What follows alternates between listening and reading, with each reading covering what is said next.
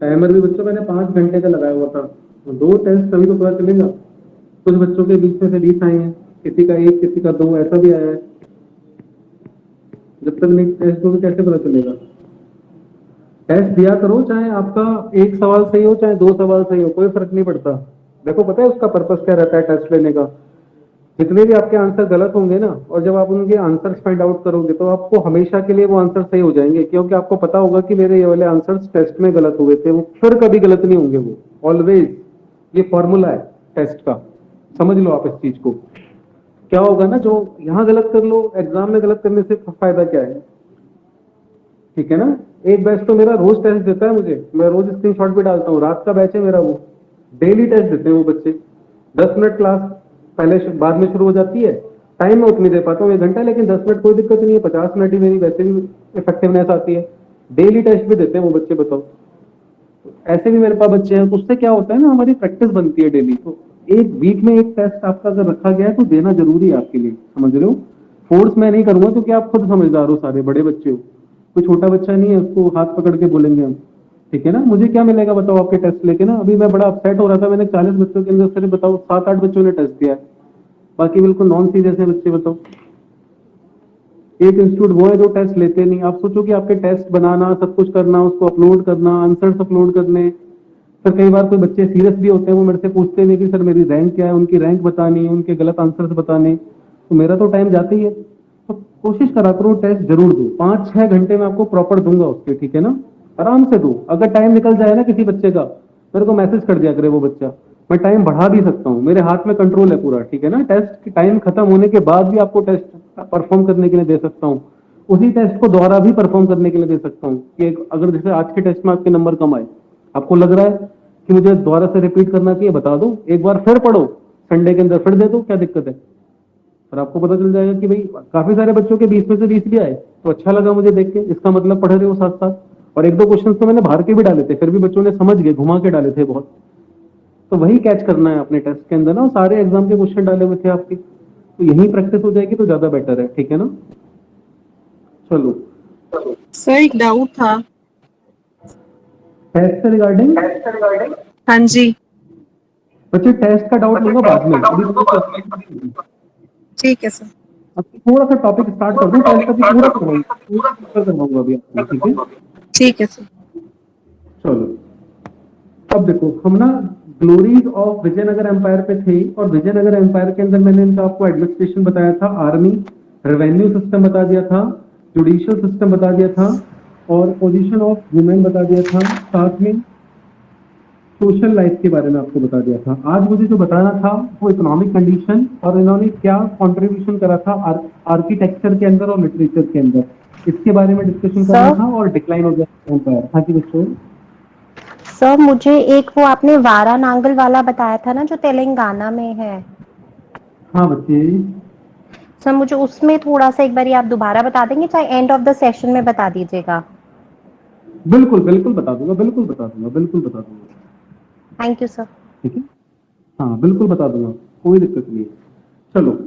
अब देखो, economic conditions देखते हैं। इकोनॉमिक कंडीशंस कैसी थी इस एम्पायर की? Control by the irrigation policies.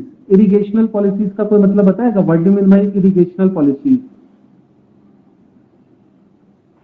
Sir depending upon के हर जो क्रॉप इरिगेशन होती थी उसके ऊपर, कल्टीवेशन के ऊपर किस हिसाब से उन्होंने कितनी इकोनॉमी आती थी और उसके हिसाब से कितना टैक्स लिया जाएगा। बिल्कुल। और कितना टैक्स उसके अंदर कलेक्ट करेंगे, और किस तरीके से उन्होंने उसको फसल ज्यादा हो उस चीज के लिए प्रोविजन बना रखे थे। फिर जो बिजनेस इनका मेन था वो था textile, mining, metallic, perfumery and other several industries. ये कुछ इंडस्ट्रीज उस समय एग्जिस्ट करती थी, और इनके अच्छे रिलेशन किसके साथ थे?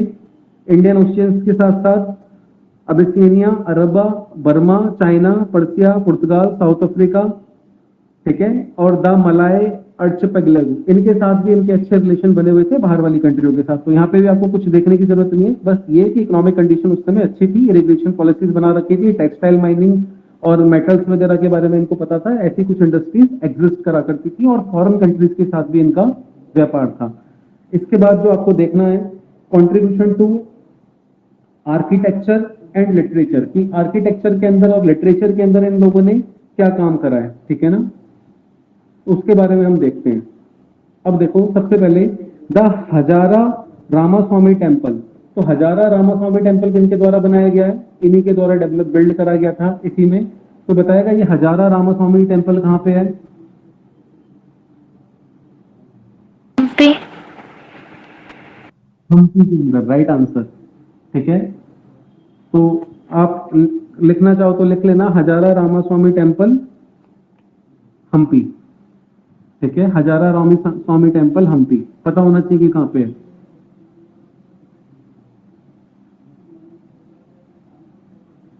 इसके बाद अगला टेम्पल था विट्ठल स्वामी टेम्पल। ये कहाँ पे है बच्चे? ये भी कहाँ पे है? हम्पी के अंदर है, कर्नाटका के अंदर, ठीक है ना। तो ये दो फेमस टेम्पल बनवाए गए थे, हजारा रामास्वामी टेम्पल। और राजा का नाम लिखना चाहो तो लिख लो, राजा का नाम बता देता हूं आपको किसने बनवाया। देवराय टू, राजा का नाम लिखो, सबसे पहले लिखना हजारा रामस्वामी में, ये हजारा राम, एक सेकेंड बच्चों, हजारा रामस्वामी में नाम लिखना, राजा का नाम जिसने बनवाया था Devaraya two, Devaraya two, DEVRAY, Devaraya two, ठीक है, देवराय टू ने बनवाया था ये, ठीक है, क्लियर है ये चीज? देवराय टू ने बनवाया था। और इसके बाद वाला जो विट्ठल स्वामी टेम्पल है ये भी लिखो, देवराय टू, देवराय टू। अच्छा, लॉर्ड विट्ठल के नाम से किसको जानते हैं?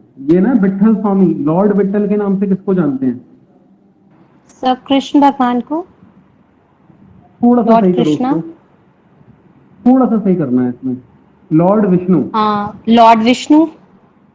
ठीक है, लॉर्ड विष्णु। तो ये जो है ना विट्ठल स्वामी, लॉर्ड विष्णु का टेम्पल था यहाँ पे, ठीक है ना। और इसको भी किसने बनवाया था? देवराय ने, ठीक है। इसके बाद the bronze image of Krishna देवराया इज अ मास्टरपीस। और यहाँ पे देखने को मिलती है, उस समय एक कांस्य की मूर्ति बनाई गई थी कृष्ण देव राय की, वो एक मास्टरपीस है अपने आप में। और जो लिटरेचर डेवलप हुई वो संस्कृत में, तमिल में, तेलुगु में, कन्नड़ में ये डेवलप करी गई। इसके बाद Sayana wrote commentaries on Vedas, Sayana ने कमेंट्रीज लिखी वेदास के ऊपर। Krishna Deva Raya wrote Amukta Malyada in Telugu and Usha Parinayam and Jambavati Kalyanam in Sanskrit. ये किताबों के नाम है जो उनके द्वारा लिखे गए थे, तो इतना इंपॉर्टेंट नहीं है ये किताबों के नाम, कभी किसी एग्जाम में पूछा नहीं गया है आज तक भी, ठीक है ना। किसी भी किताब में आपको देखने को मिलेंगे, मैंने डिटेल में डाल दिया यहाँ पे, तो आपको याद करने की जरूरत नहीं है, टाइम खराब नहीं करना अपने इन किताबों के नाम के ऊपर, ठीक है।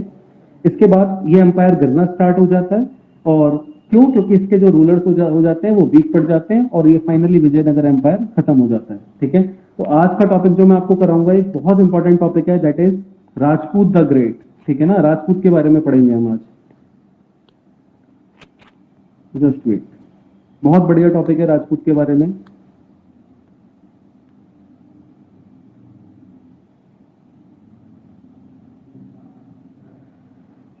चलो देखो, राजपूत के बारे में देखेंगे, पीडीएफ नोट्स में आपको भेज दूंगा। देखो, the origin of Rajput is a subject of debate. हमें ये नहीं पता कि जो राजपूत है ना, कि इनका ओरिजिन कैसे हुआ, ये अभी तक डिबेट का सब्जेक्ट बना हुआ है, क्योंकि अलग अलग इतिहासकारों की ना इसके बारे में अलग अलग राय दी गई है, इसलिए हम कहते नहीं। लेकिन ये क्लियर आ जाता है कि from the death of Harsha, Harsha का मतलब है हर्षवर्धन, इनकी डेथ के बाद to the 12th century, the destiny of India was mostly in the hand of various Rajput dynasties। यानी ऐसा माना जाता है हर्षवर्धन की डेथ के बाद जितनी भी हमारी इंडिया की हिस्ट्री है, डेस्टिनी है, वो राजपूतों के हाथ में थी, ऐसा माना जाता है, ठीक है ना। और there were nearly 36 Rajput clans. Clans का मतलब होता है कुल या फिर वंश, यानी कि ऐसा माना जाता है 36 अलग अलग राजपूत वंशों ने भारत के अंदर राज किया, ठीक है ना। जिसके अंदर से कुछ इंपॉर्टेंट लिखे हुए हैं यहाँ पे मेजर। देखो सारे ने, हमने सारे भी नहीं पढ़ने, हमने ये सारे 36 के 36 इनके बारे में भी इंफॉर्मेशन नहीं है, क्योंकि आपको पता है ना कि हमारे हिस्ट्री के अंदर मुगलों को, सल्तनत पीरियड को, इनको ज्यादा अच्छे से पढ़ाते हैं। और महाराणा प्रताप हुआ, पृथ्वीराज चौहान हुए, इनके बारे में हिस्ट्री में है ही नहीं। हमारी होने को तो इनके बारे में इतिहास है, लेकिन हमारी हिस्ट्री के अंदर कवरेज नहीं करी गई है उसकी, ठीक है ना। तो हम इनके बारे में ज्यादा खास पढ़ते नहीं है। तो अब सिलेबस के अंदर चेंजेस आ रहे हैं। उन्होंने बोला हुआ है कि हम मेडिवल हिस्ट्री के अंदर पृथ्वीराज चौहान के बारे में डालेंगे, महाराणा प्रताप के बारे में डालेंगे। लेट्स सी कब चेंजेस आता है ये।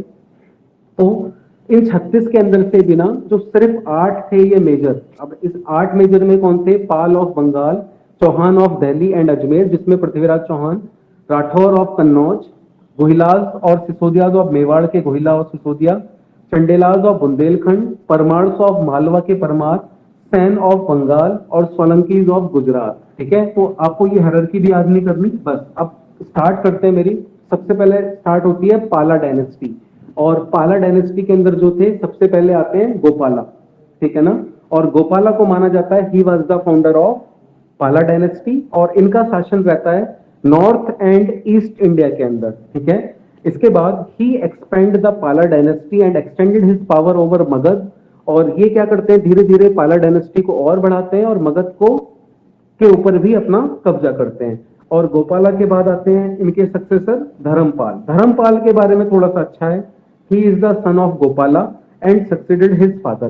धर्मपाल के बाद आते हैं गोपाल के बाद आते हैं धर्मपाल, और he brought Bengal, Bihar, Kannauj under his control. यानी ये राजा बनने के बाद बंगाल को, बिहार को और कन्नौज को भी अपने अंडर में ले आते हैं।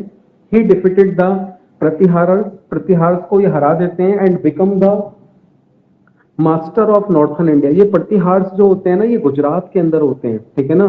तो गुजरात के प्रतिहार्स को ये हरा देते हैं और नॉर्थ इंडिया के मास्टर बन जाते हैं। और ऐसा माना जाता है he was a steadfast Buddhist. Steadfast का मतलब होता है एक स्ट्रॉन्ग बुद्धिस्ट, यानी कि जो सिर्फ बौद्ध धर्म में बिलीव करता था, एक अटल बुद्धिस्ट जिसको बोलते हैं ना कि बिल्कुल कट्टर वाला बुद्धिस्ट।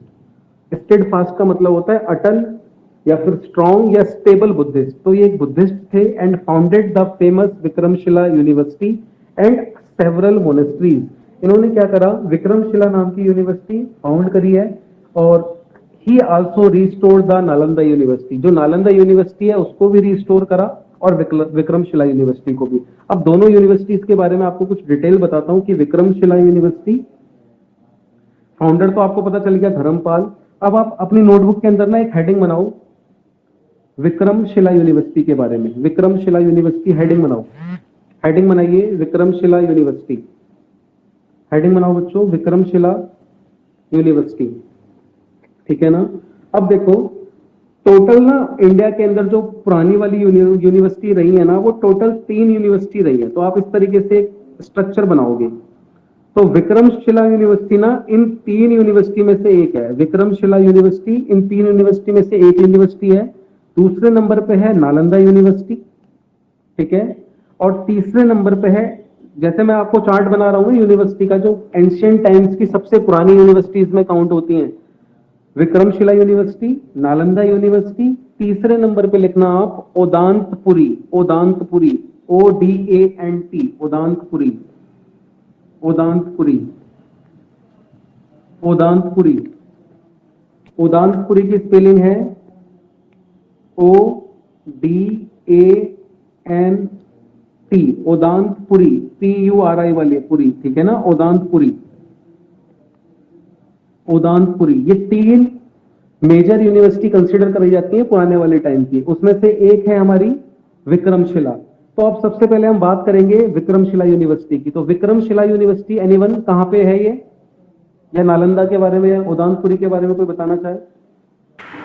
बिहार में कौन सी university? Nalanda university. Nalanda university Bihar में है। बिहार के अंदर है, ठीक है। नालंदा यूनिवर्सिटी बिहार के अंदर है, ठीक है, राइट आंसर। और विक्रमशिला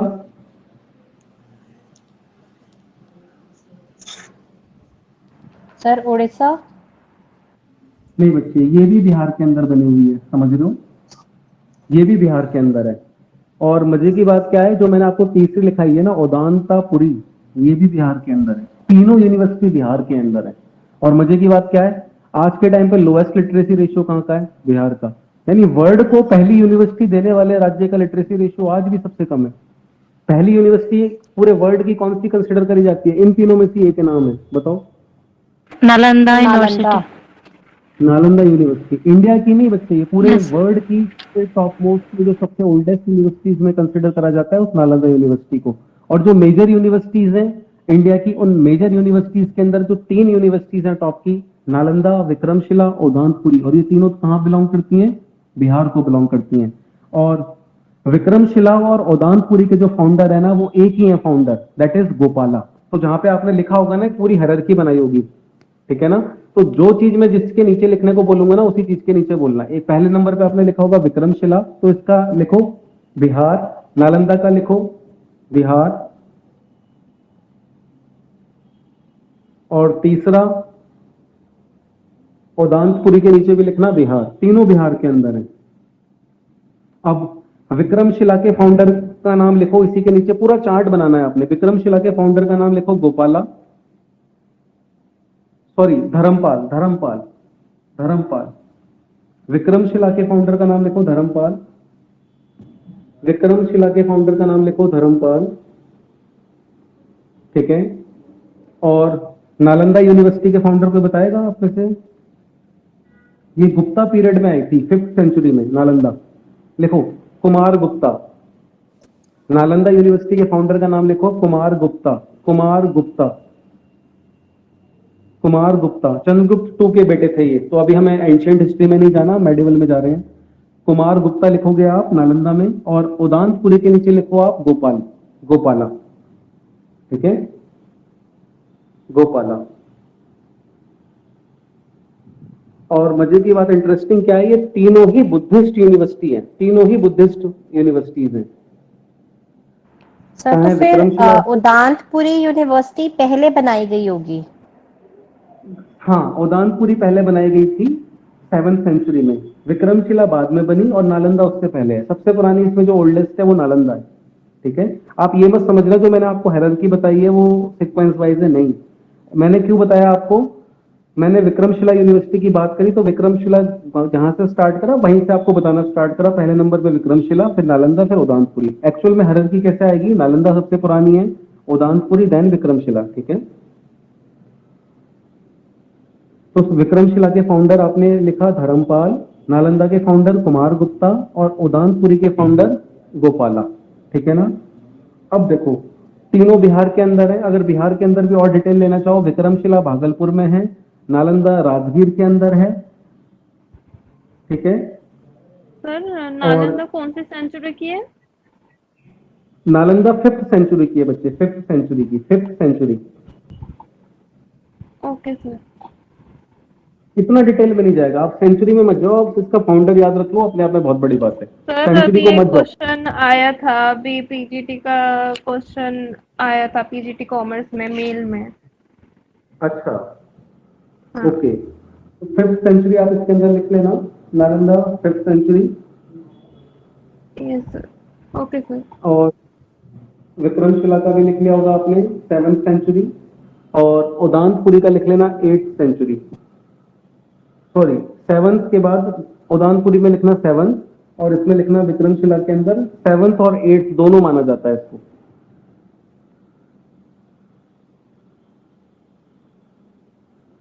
ठीक है। अब देखो पहले बताता हूं आपको विक्रमशिला यूनिवर्सिटी के बारे में।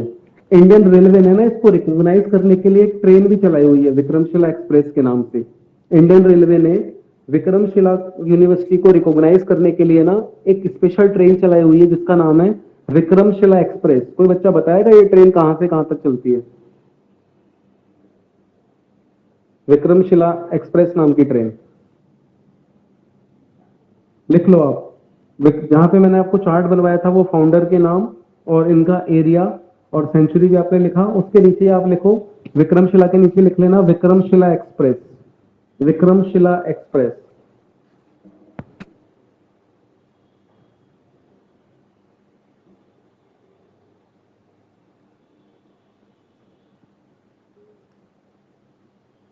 ठीक है, विक्रमशिला एक्सप्रेस नाम की ट्रेन चलती है। ये आनंद विहार दिल्ली से लेके भागलपुर बिहार, भागलपुर तक चलती है बिहार में।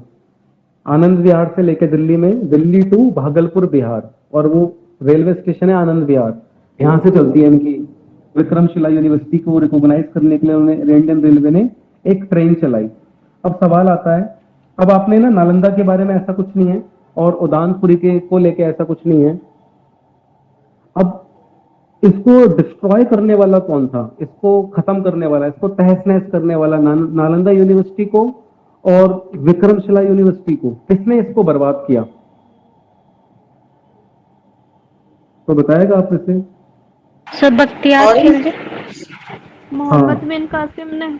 अच्छा, मोहम्मद बिन बख्तियार खिलजी। तो आप लिखो डिस्ट्रॉयड बाय, अगला हेडिंग बनाओगे डिस्ट्रॉयड बाय। डिस्ट्रॉयड बाय, किसने खत्म करा, तहस नहस करा, किसने इसको डिस्ट्रॉय करा? तो विक्रमशिला को भी डिस्ट्रॉय करने वाला वही है और नालंदा को भी डिस्ट्रॉय करने वाला वही है। डिस्ट्रॉय बाय किसके द्वारा डिस्ट्रॉय करा गया? तो नाम लिखो इसका, मोहम्मद बिन मोहम्मद MUHMAD, मोहम्मद बिन BIN बिन, मोहम्मद बिन BIN बिन, मोहम्मद बिन बख्तियार। बख्तियार कैसे लिखोगे? BAKH,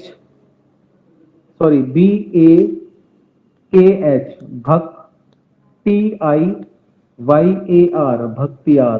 ठीक है, मोहम्मद बिन बख्तियार खिलजी, KHILJI, मोहम्मद बिन बख्तियार खिलजी। दोनों में सेम सेम लिख देना, किसमें? विक्रमशिला में और नालंदा में। ठीक है,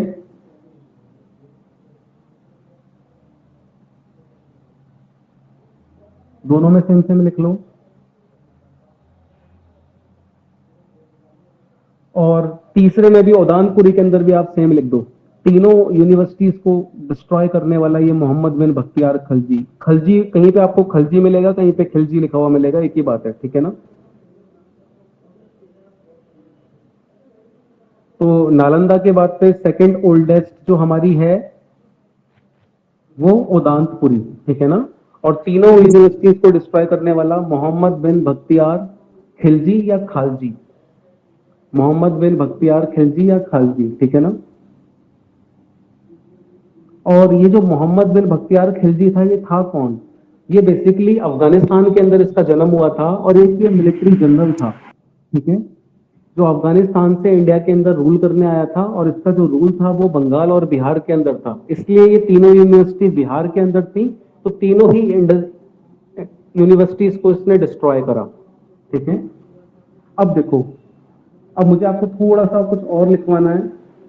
नालंदा में, नालंदा यूनिवर्सिटी को ना यूनेस्को ने वर्ल्ड हेरिटेज साइट डिक्लेयर करा हुआ है। तो आप नालंदा वाले सेक्शन में लिखना, सिर्फ नालंदा वाले सेक्शन में लिखो, it is a world heritage site, it is a world heritage site, it is a world heritage site declared by UNESCO. UNESCO last class में भी आया था, United Nation Educational Scientific Cultural Organization. ठीक है ना, जो लास्ट क्लास में मैंने आपको बताया था यूनेस्को के बारे में। तो बच्चे, किसके द्वारा डिक्लेयर करा हुआ है इसको वर्ल्ड हेरिटेज साइट? यूनेस्को के द्वारा। आज भी अगर आप देखने जाओगे ना, बहुत बड़ी यूनिवर्सिटी है और अब तो काफी सारा उसको रिनोवेट नहीं कराते, काफी म्यूजियम वगैरह उसका रिनोवेट हुआ हुआ है, पुरानी टाइम की चीजें वहां पे रखी हुई हैं। ठीक है, तो बेसिकली ये बौद्ध धर्म की यूनिवर्सिटीज थी, तीनों बुद्धिस्ट यूनिवर्सिटीज थी। तो जो टॉप 3 यूनिवर्सिटीज हैं वो टॉप 3 यूनिवर्सिटीज, और सबसे ओल्डेस्ट यूनिवर्सिटीज वो बिहार की हैं। और इंटरेस्टिंग फैक्ट क्या है, लिटरेसी सबसे कम आज भी बिहार की है, जबकि सबसे ज्यादा होना चाहिए था, क्योंकि यूनिवर्सिटी कल्चर स्टार्ट ही वहां से हुआ।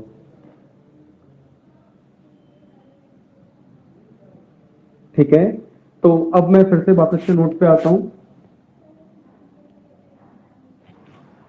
सर मेरे को थोड़ा सा नेटवर्क का एरर था, आप प्लीज बता देंगे यूनेस्को ने क्या डिक्लेयर किया है? World heritage site, world heritage site, world Nalanda heritage university site. को। हाँ, नालंदा यूनिवर्सिटी को। ठीक है सर। ठीक है, वर्ल्ड हेरिटेज साइट। ठीक है,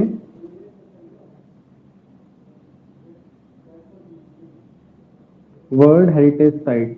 जैसे हमारा ताजमहल है, अजंता हो गया, एलोरा हो गया, आगरा वो सारी वर्ल्ड हेरिटेज साइट्स हैं। तो ये भी इनमें से एक है वर्ल्ड हेरिटेज साइट्स के अंदर से। कोई बताएगा कि टोटल कितनी वर्ल्ड हेरिटेज साइट्स हैं इंडिया से? एनीबॉडी? 38। राइट आंसर बच्चे 38। हाँ, पूरे वर्ल्ड के अंदर इंडिया के अंदर जो कंट्रीब्यूशन है ना वो 38 हेरिटेज साइट्स है। कहीं पे लिख लो आप, ये बिल्कुल जो आंकड़ा है ना इसी साल का आंकड़ा है, ठीक है। अभी तक कोई चेंजेस नहीं आया है, 2020 में भी सेम था।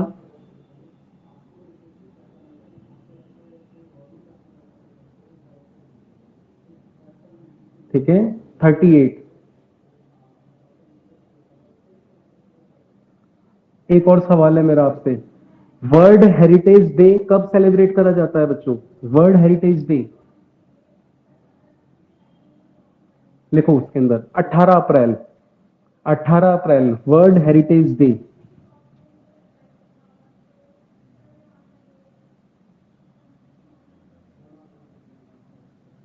ठीक है, 22 अप्रैल। और ये कब से मनाया जा रहा है? लिख लेना, सिंस 1983। सिंस 1983 से मनाया जा रहा है, इसको सेलिब्रेट करा जा रहा है। 18 अप्रैल को हम वर्ल्ड हेरिटेज डे के नाम से सेलिब्रेट करते हैं।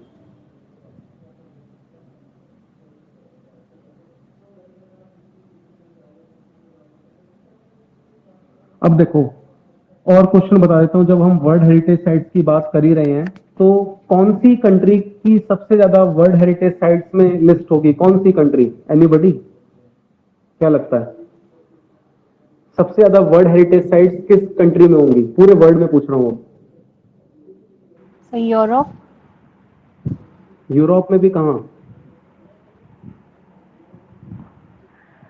वहां पे ना दो कंट्री के बीच में टाई है, उनकी बराबर बराबर है। लिखो इटली एंड चाइना। लिखना इटली एंड चाइना, जैसे मैं बोलूंगा वैसे लिखना। इटली नोट लगा के लिख लेना, Italy and China are tied for having, Italy and China are tied for having the most UNESCO World Heritage Sites. Italy and China are tied for having, tied का मतलब बराबरी है, जैसे मैच टाई हो जाता है ना वैसे ही। ठीक है,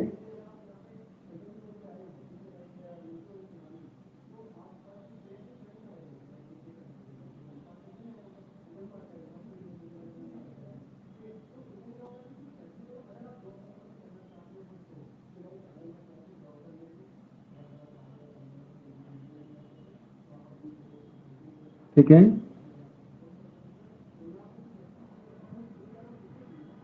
सबसे ज्यादा वर्ल्ड हेरिटेज साइट्स जो है वो इटली और चाइना के अंदर है।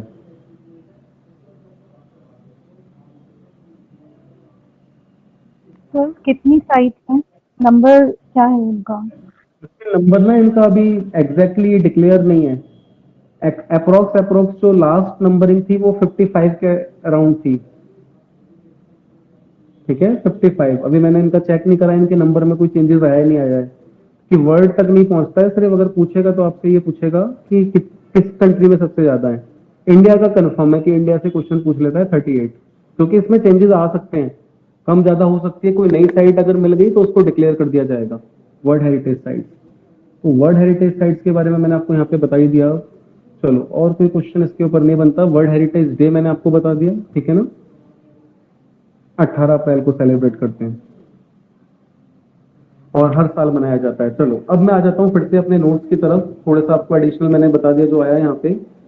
तो धर्मपाल कौन थे? एक स्टीड फास्ट बुद्धिस्ट थे। स्टीड फास्ट का मतलब स्ट्रांगली बौद्ध धर्म को मानने वाले, इसलिए उन्होंने एक विक्रमशिला नाम की यूनिवर्सिटी बनवाई जो कि एक बुद्धिस्ट यूनिवर्सिटी थी। और इन्होंने क्या करा, रिस्टोर करवाया था नालंदा यूनिवर्सिटी को भी, और उसको भी और बेटर तरीके से बनवाया। और इनके जो फादर थे गोपाला, इन्होंने ये किसके कौन सी यूनिवर्सिटी के फाउंडर थे?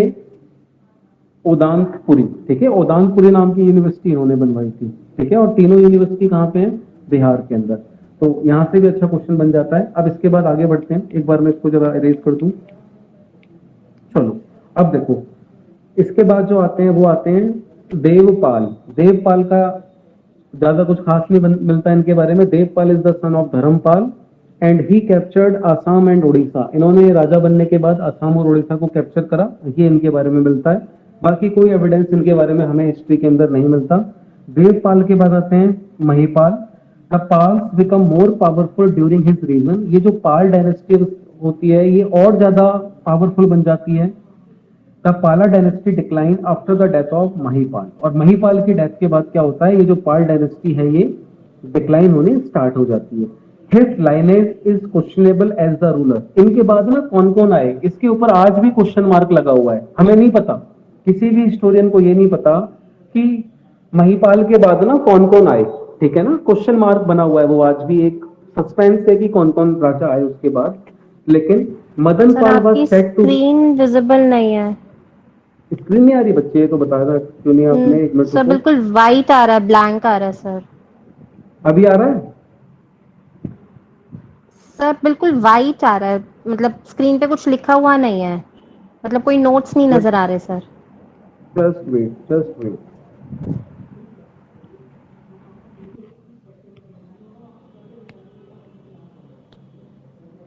अब आया?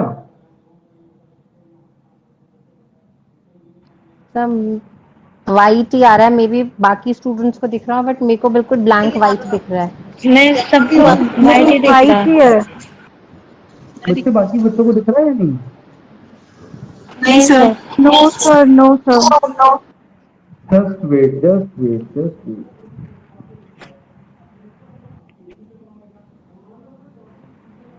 Just wait.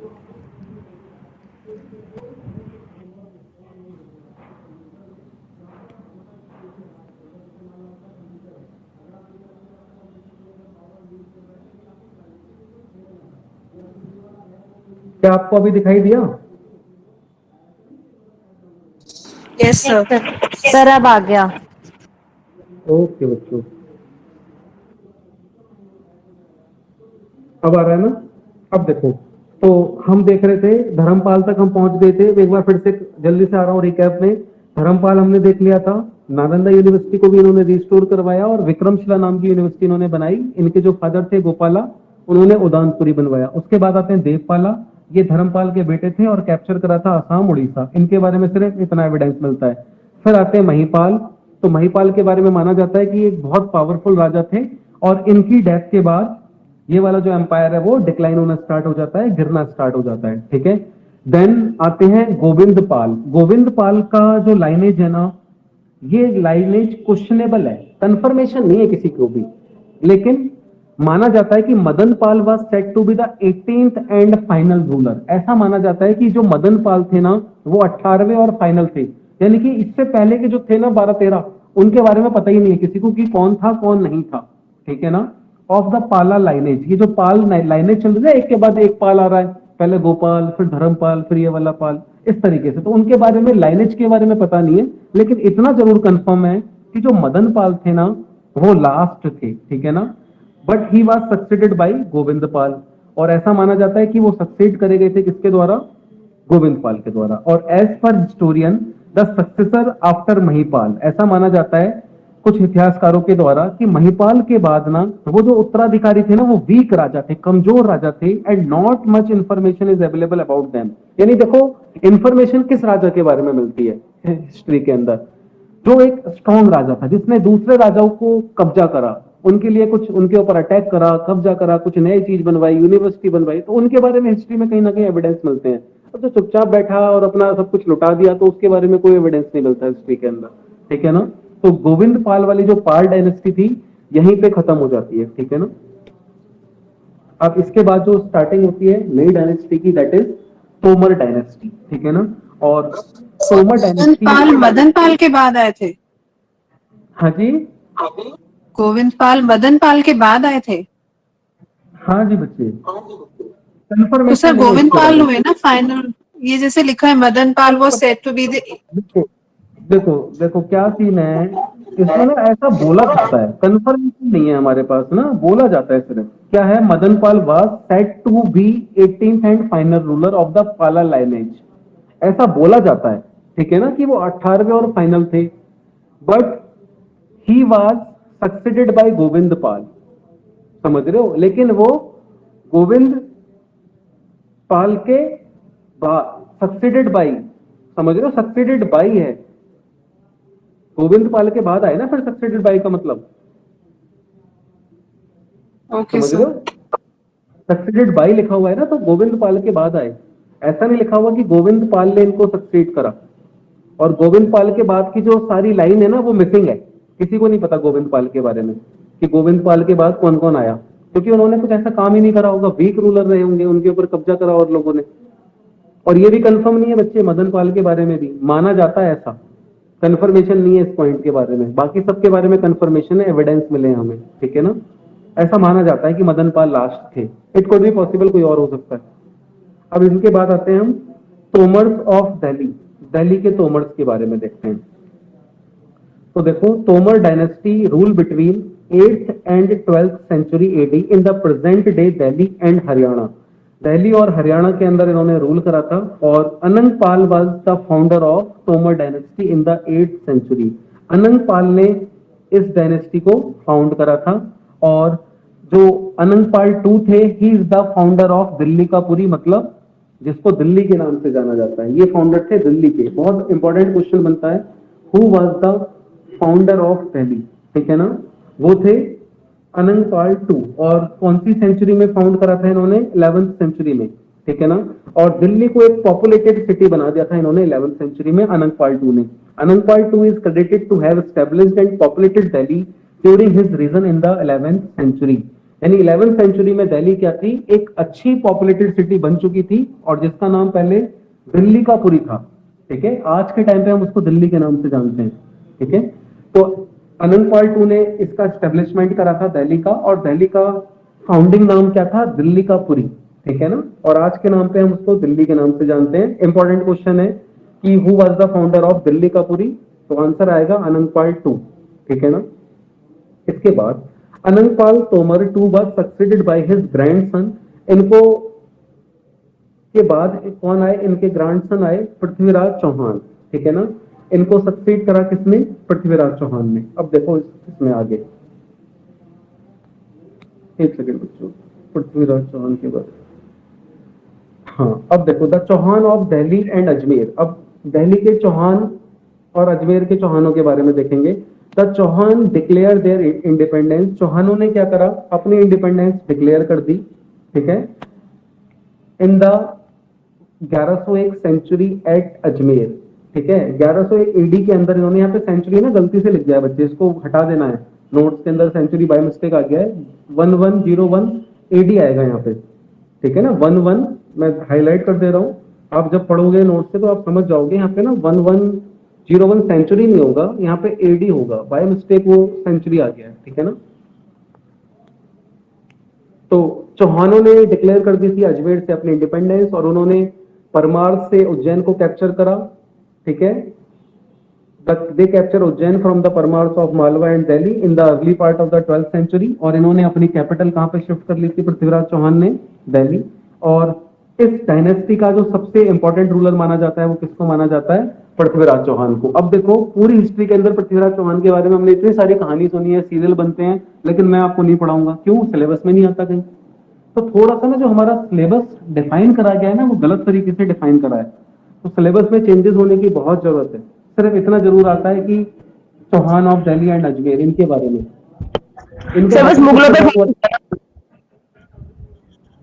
इनका बैटल किसके साथ हुआ था पृथ्वीराज चौहान का, मोहम्मद गौरी के साथ में सर। हाँ।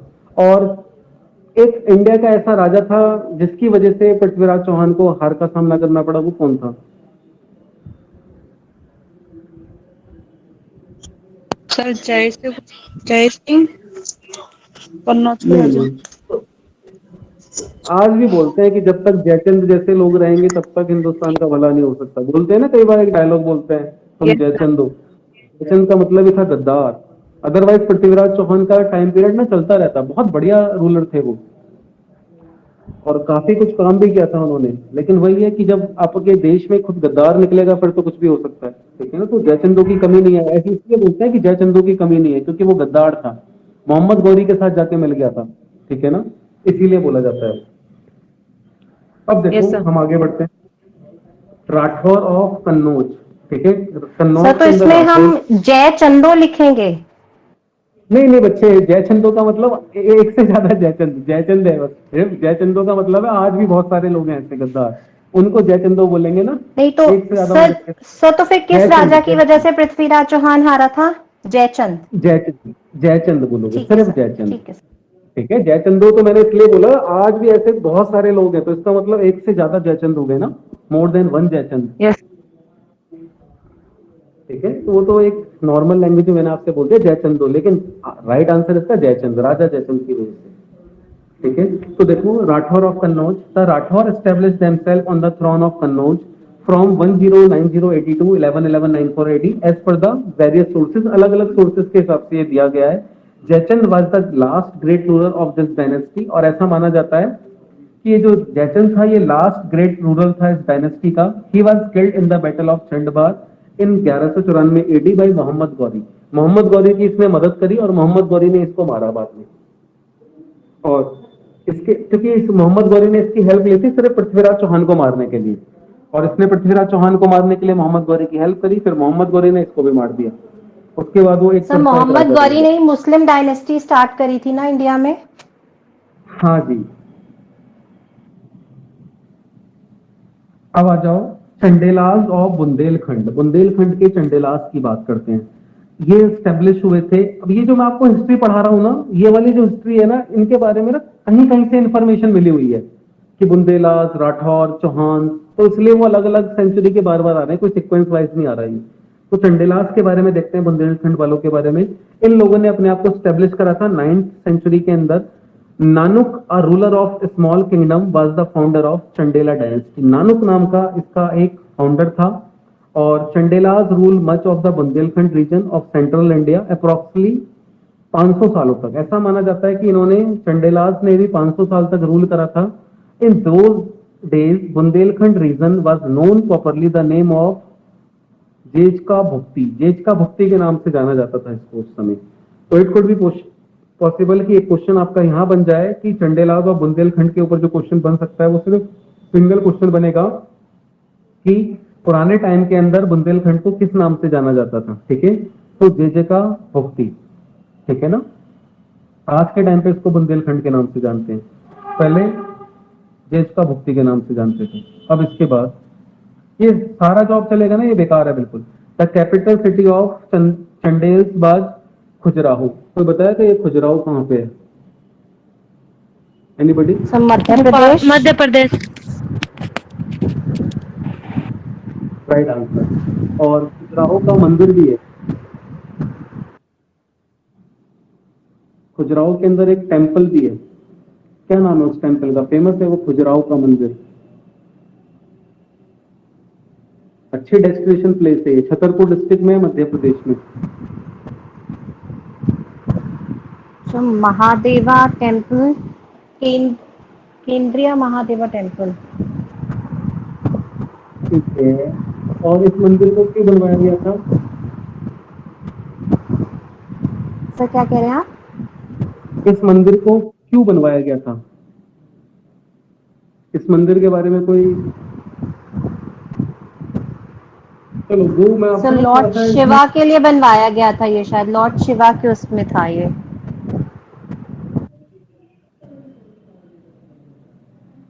लॉर्ड शिवा के बारे में और कोई बच्चा बताएगा कोई? खुजराहो का मंदिर किस किस चीज के लिए फेमस है ये? Art culture. बच्चे ये ना आर्ट कल्चर के लिए फेमस है, समझ रहे हो, आर्ट कल्चर के लिए। और यस सर। जो इसमें मेन भगवान है ना जिनकी मूर्ति लगी हुई है, वो विष्णु है, विष्णु भगवान की।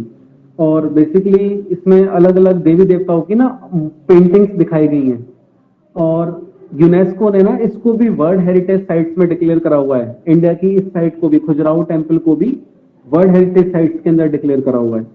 तो फिर से आता हूं मैं, द कैपिटल सिटी इन चंडेल्स की जो कैपिटल थी वो खुजराहो थी, और बाद में इन्होंने अपनी कैपिटल चेंज कर दी थी और किसको बना दिया था? महोबा। महोबा कहां पे है? ये है उत्तर प्रदेश में। और उत्तर प्रदेश में कहां पे है?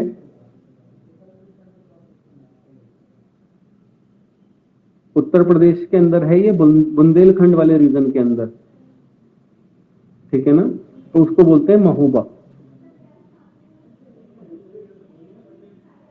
ठीक है। तो पहले इन्होंने कैपिटल बनाई थी अपनी खजुराहो में और बाद में इन्होंने कैपिटल बनाई थी महोबा में। इसके बाद Kalinjar was there important fort, इनका एक कालिंजर नाम का इंपॉर्टेंट फोर्ट था। फिर इन्होंने एक टेम्पल बनाया था जिसका नाम कंदारिया महादेवा टेम्पल था 1050 में, अभी किसी बच्चे ने बोला था, and a number of beautiful temple at Khajuraho, ठीक है। खजुराहो जगह के नाम था, उसके अंदर काफी सारे अलग अलग टेम्पल बने थे, लेकिन जो खजुराहो का मंदिर जो फेमस है उसके अंदर जो मेन डाइटीज हैं वो भगवान विष्णु हैं और उसके अलावा काफी सारे देवी देवताओं की मूर्ति वहां पे लगी हुई है। वो कुछ ऐसा है कि मेरे बोलने जैसा नहीं है, आप समझ सकते हो कि मैं क्यों नहीं बोल रहा हूँ कि क्या है वहां पे, ठीक है।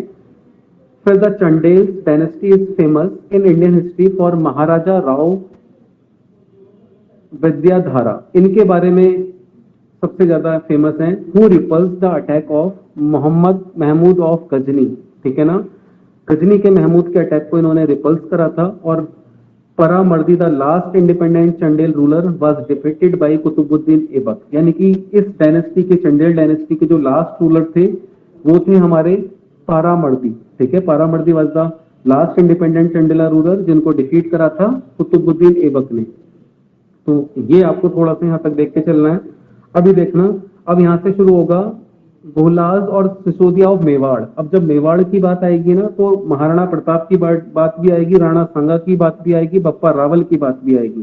तो अभी मैं आपको कराऊंगा नहीं है महाराणा प्रताप, बप्पा रावल आप देख सकते हो, राणा सांगा आप देख सकते हो, सिसोदिया महाराणा प्रताप आप देख सकते हो, चित्तौड़ मेवाड़ की बात भी आएगी। तो जब हम मेवाड़ की बात करेंगे तो चित्तौड़ की बात भी साथ साथ आएगी, जो मैं आपको अगली क्लास के अंदर टॉपिक लेके आऊंगा। अभी मैं आपको क्या कर रहा हूँ, जो भी अभी कराया मैंने आपको एक बार रिप्लेस करवा रहा हूँ, सारा रिकॉल करा रहा हूँ वापस से। राजपूत हमने आज स्टार्ट करा है और राजपूत का ओरिजिन आज भी डिबेट है, सब्जेक्ट तो हमें नहीं पता कैसे हुआ, लेकिन ऐसा माना जाता है हर्षवर्धन की डेथ के बाद मोस्टली टाइम तक जो इंडिया की डेस्टिनी थी वो राजपूतों के हाथ में रही।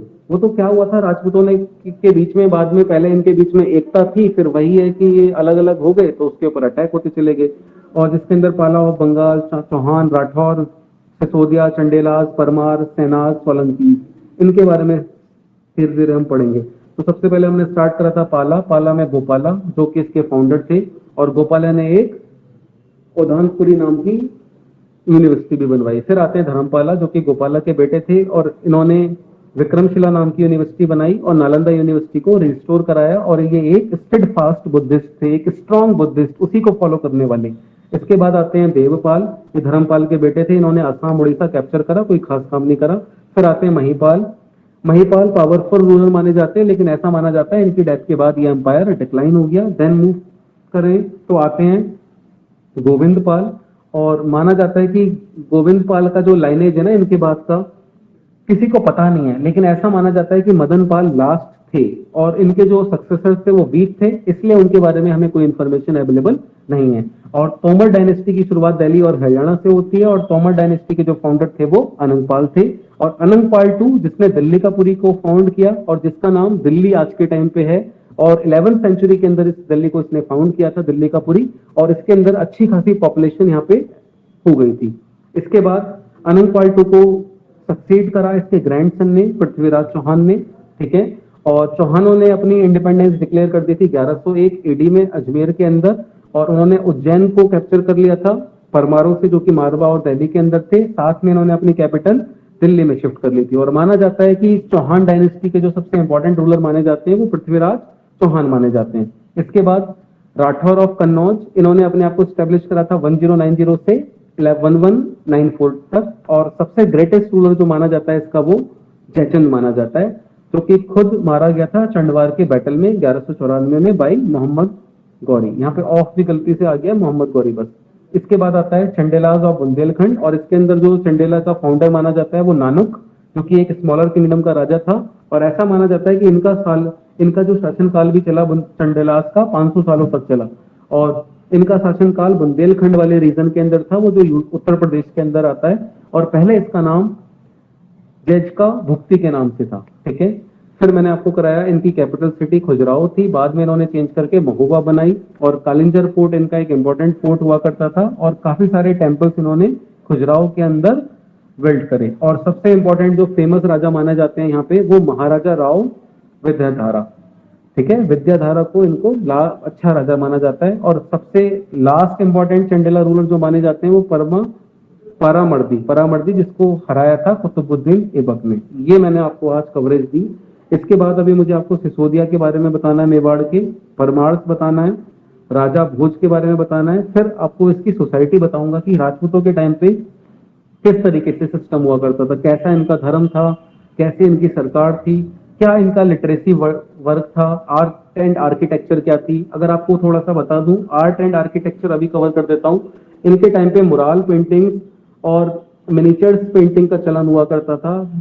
खजुराहो के मंदिर बनवाए गए, लिंगराज टेम्पल भुवनेश्वर में बनाया गया, सन टेम्पल जो कोणार्क का सूर्य मंदिर है वो भी बनाया गया, Dilwara temple at mount Abu, ये सारी जगह ना टूरिस्ट प्लेस बनी हुई है आज के टाइम पे, देखने लायक जगह है अपने आप के अंदर। तो आर्ट एंड आर्किटेक्चर उनके टाइम से हमें देखने को मिलता है। तो कल की क्लास में हम क्या करेंगे, कल की क्लास का मतलब है बच्चे मंडे, ठीक है ना, और कल मैं आपका सेशन लूंगा 2 से 3, ठीक है, और 2 से 3 का मतलब होगा करंट अफेयर्स। तो बताएगा कि इंडिया ने आज एक सिल्वर मेडल जीता है, किसने जीता है वो, बड़ा चर्चा में है, बोलो। सर 2 बजे की न्यूज के बाद ही होगा सर, 2 बजे तक देखा था, तब तक तो था नहीं सर। हाँ, मीराबाई ने जीत, अभी थोड़ी देर पहले की न्यूज है, मीराबाई ने Yes, जीता है, sir. और वो भी 21 साल बाद वेट लिफ्टिंग के अंदर 49 केजी में जीतने वाली वो पहली महिला बन गई। सिल्वर मेडल पहला आया है हमारे पास, इससे पहले गोल्ड मेडल था कर्णम मल्लेश्वरी के द्वारा। तो कल बताऊंगा आपको वो, क्योंकि ओलंपिक्स के अंदर पहले दिन ही भारत ने सिल्वर मेडल जीत लिया है, तो अपने आप में अचीवमेंट है ये। तो काफी सारे क्वेश्चन हो सकता है कि इस वाले ओलंपिक से आपके एग्जाम्स में आए, क्योंकि ओलंपिक सबसे इंपॉर्टेंट गेम है, सबसे बड़ा गेम ओलंपिक ही है, ठीक है। तो आज ही मीराबाई चानू ने एक सिल्वर मेडल जीत लिया है टोक्यो ओलंपिक्स के अंदर वेट लिफ्टिंग में।